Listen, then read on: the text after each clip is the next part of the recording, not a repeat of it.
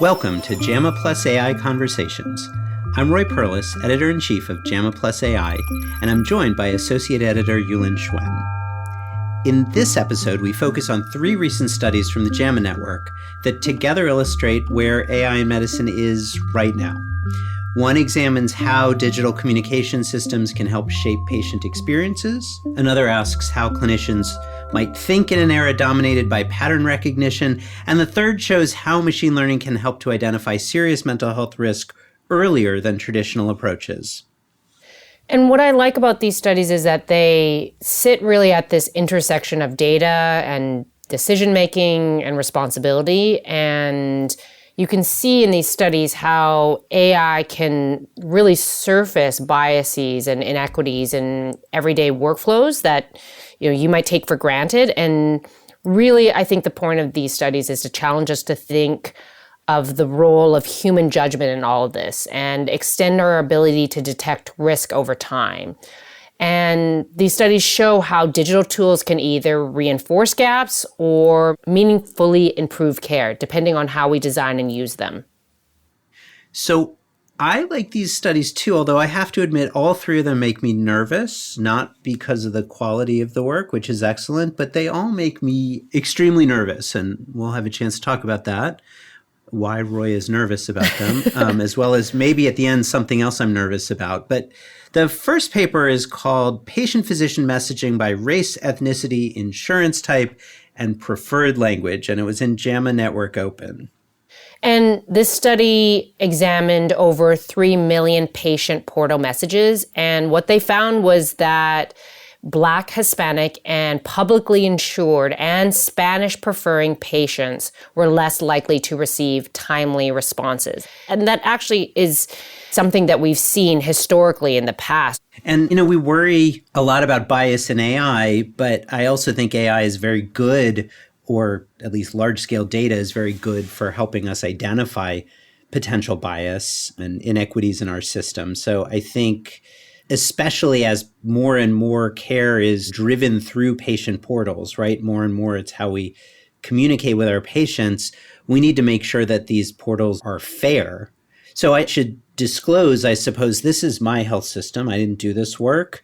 So I know that there's a high risk for confounding in this kind of work simply because there's such heterogeneity in the different clinics and care sites across our system. And so, again, while this makes me really nervous and certainly highlights something we need to pay attention to, I can't overstate how much we also have to be a little cautious in assuming that this is bias. So when you say that there could be other confounding factors, what do you mean by that? Is it that the patient population, for instance, is potentially, let's say, more ill in patient populations that are, for instance, white, and so they're getting more communication with those populations?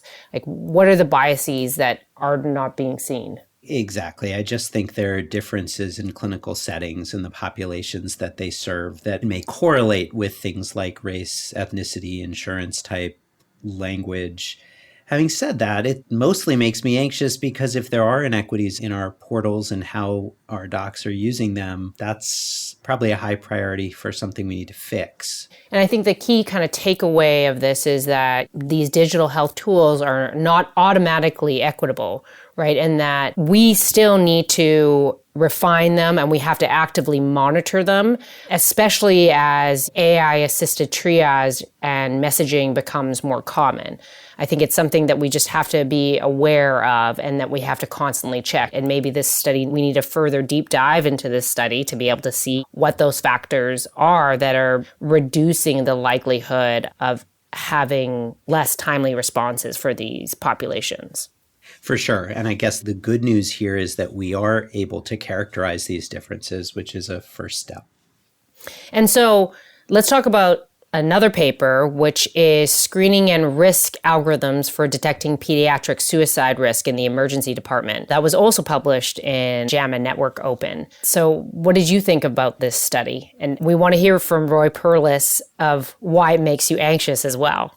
Sure. So I'll put my psychiatrist hat on here. So this is a study that is looking at traditional sort of in-person suicide screening compared to a machine learning risk algorithm that runs on electronic health records. And the punchline here is that it presumably identifies more high-risk individuals. Is that right? Yes. So we're finding more youths who go on to attempt suicide. That seems like a critical step. It's showing that this kind of screening actually improves our ability to detect people who have the outcome in question. And I want to say, it's really hard to study suicide, not just suicidal thinking, not just things that can parallel suicide, but actual suicide is really hard to study simply because, fortunately, it's a rare outcome. So this is really hard work to do. So it's interesting you'd say that. Again, I don't have a psychiatry hat on, but I have spoken to people who have published also in JAMA and study suicide. And when they did interviews with counselors who were screening for suicide, one of the signals for suicide was that the patient started to cry in their office. And I found that really compelling because it makes me just really think whether or not something like AI can really kind of detect that emotion. Again, at least right now, the way that we are using AI, either through chatbots, it can be through voice, but I think there is this nonverbal communication that is really important that it does make me weary just to be able to, again, rely on AI to be able to screen for these things. And like you said, it's very complex, it's very nuanced. And I think that we can't just have this AI screening tool be the only way to be able to screen for something like suicide. But it can also be a helpful tool. But again, it has to be in addition to still having the human in the room to be able to monitor. So there is a lot of interesting work going on in terms of passive measures and other data channels besides electronic health records and besides traditional rating scales that can help us hopefully capture risk that we're otherwise not capturing. At least so far, health records to me seem most valuable in just letting us quantify things that clinicians already use, right? We've taught generations of medical students and residents about risk factors for suicide, but it is helpful to put a number on it. My favorite analogy for suicide prediction is that we're actually getting quite good at predicting where there might be thunderstorms, right? So weather modeling, and that's even before we get to new deep learning based methods for predicting the weather. We're good at knowing where there's likely to be thunderstorms, but we're really not good at identifying where lightning is going to strike. I think that's our challenge, is we're getting way better at predicting the weather, but not the lightning strikes. And so I think my main caveat, which is exactly what you expressed, is that we take these as sort of a starting point, but we recognize their limitations. They'll tell us where there's a higher risk, where we might see lightning strikes, but we need broader population-based, or at least more effective clinical interventions to try to reduce suicide risk when we do find high-risk people. This is probably another podcast, but I find that really fascinating. I did not know that we cannot predict where lightning strikes, but we can predict where there's going to be a thunderstorm. So I wonder why that is the case. Anyways, I want to know if you knew, but that's another podcast, but I find that really fascinating. Well, the interesting thing is, when we know there's a high risk for thunderstorms, there are things we do to keep us from getting struck by lightning. So it's still useful, even if you don't know where it's going to hit, it's still useful to do things to decrease your risk. And I just like that analogy for suicide because I think trying to predict who in particular is going to make an attempt is just really hard. And we have to be realistic about that. And also not oversell the ability of AI there. I think in the lay press and frankly, even in clinical journals, sometimes we overstate the utility of these kinds of models. So the third article on our list is a JAMA viewpoint, and it's called Critical Thinking for 21st Century Medicine, Moving Beyond Illness Scripts. Yulin, what'd you think about this? This paper argues that while pattern recognition is useful, it can lead to diagnostic errors, especially when cases do not fit textbook examples. So I liked that this article gave examples of cases where if it didn't really fit the standard kind of guidelines, then there can be errors. And it talks about cognitive bias in an area that I think is very important to study, and how we need to be aware of the fact that these AI tools, might be missing, again, these subtle differences and context, which really matters in medicine. We teach residents common things are common, and pattern recognition is good at pulling out those common things. I think AI can also help us not forget about the zebras. When I was training, one of the things that I found most challenging was I kept trying to jump to the answer. These are the symptoms. This is a clinical presentation. It must be this. And I think part of clinical training is learning to step back, make a differential diagnosis, and say, well, this best fits the pattern, but here are the other things that could fit that pattern, right? Let's sort of broaden our view. And I actually think AI might be helpful in that regard, even though this isn't specifically an AI paper, reminding us, okay, well, it's probably this, but it could be all these other things. So can you tell our audience about the zebra? I've heard this before and I really like it. And it's another really great analogy to diagnosing. So for the non-clinical listeners, obviously the clinical listeners have probably heard this 1,000 times from attendings. So I apologize to them. But, the idea is when you hear hoofbeats, think of horses, don't think of zebras. Basically, be a Bayesian. Assume that the most likely answer is the common thing. And the problem is, while that's true on average across a population, it's going to lead you to miss the zebras. In this paper, I'm not sure I completely agree with. It talks about teaching people to reason from first principles and think through sort of a set of diagnoses. And of course, it's hard to argue against that.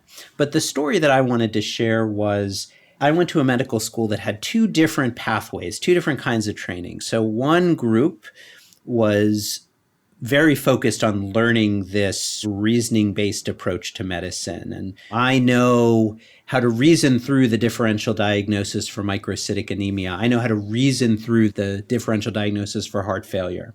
The other group, which was a joint Harvard-MIT program, tended to be very focused as well on just learn the damn facts, right? So the differential for microcytic anemia because the list of the differential. And I have to say, I really liked learning how to think through the pathophysiology, but as soon as I got out on the wards and I was at the bedside and the attending said, well, this patient has microcytic anemia, what do you think it is?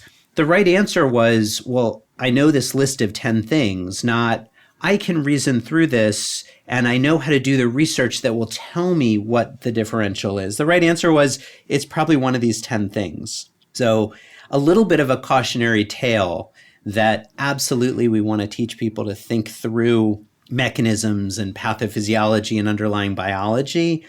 But sometimes you just need to know what are the top 10 things that this could be. That's interesting. So you're saying when it comes to practice, what really is important is trying to help the patient really identify what that is.